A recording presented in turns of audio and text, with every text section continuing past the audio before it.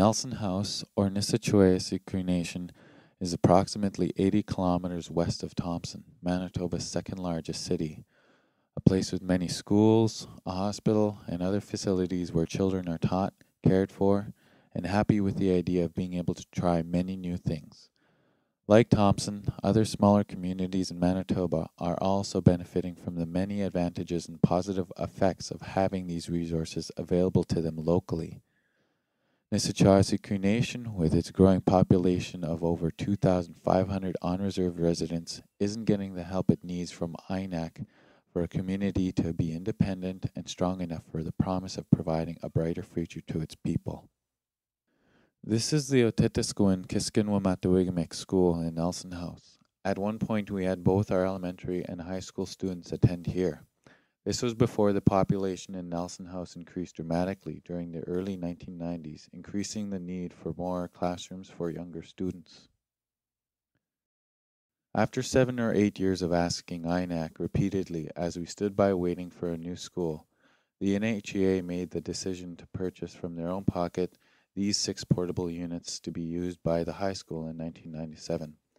This was supposed to be a temporary solution, but INAC found it to be completely acceptable for students to be graduating from a pile of cheap trailers, and we were eventually no longer on the list of communities needing new schools.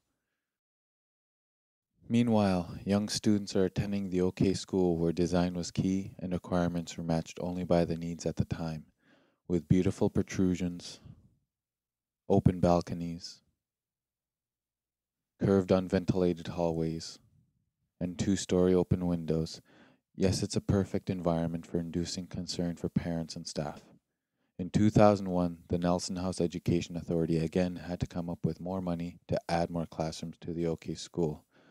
Another attempt at better accommodations gone sour. This addition has gone through numerous repairs from water damage, creating an unhealthy, unacceptable environment for students and staff in this area. Do you think the design of the OK School had students with special needs and physical challenges in mind? Well, looking at the design of the school right now, just looking at the formation of a wall here, which is half a wall onto the second floor, I have seen a lot of dangerous situations where children have either pushed or played or jumped over this and have hurt themselves or attempted to come over. It's a very high wall for very small children, so it's a dangerous place, especially for small children.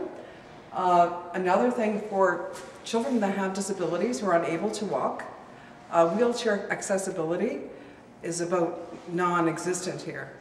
Our elevators aren't operating full-time, and that presents a problem, having children grounded on the first floor. Also, staff members that have some physical disabilities here also cannot get to the second floor unless they come through another entrance, and they can come, but you have to go to the exterior of the building to come to the second floor.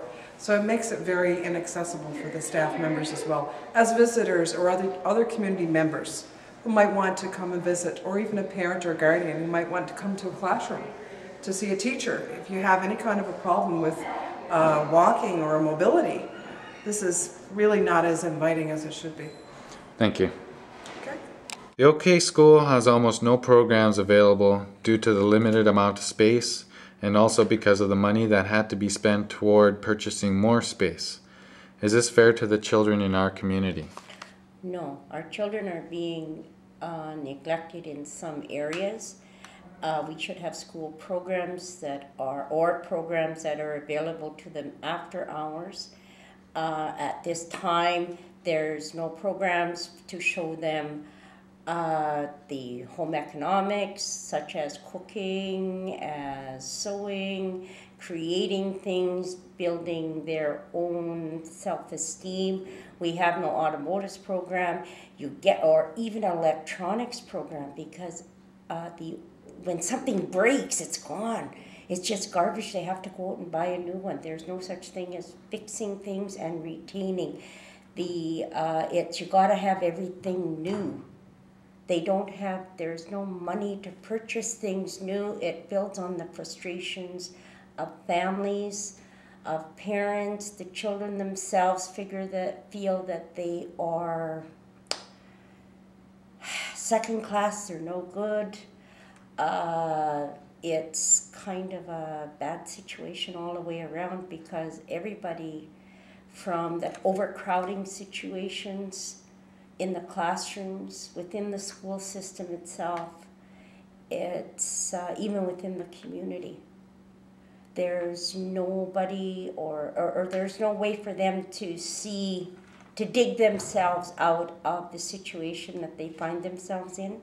We need to be able to provide them with the means of either researching or going out to look for something, how to fix things for themselves. You walk around the community, you have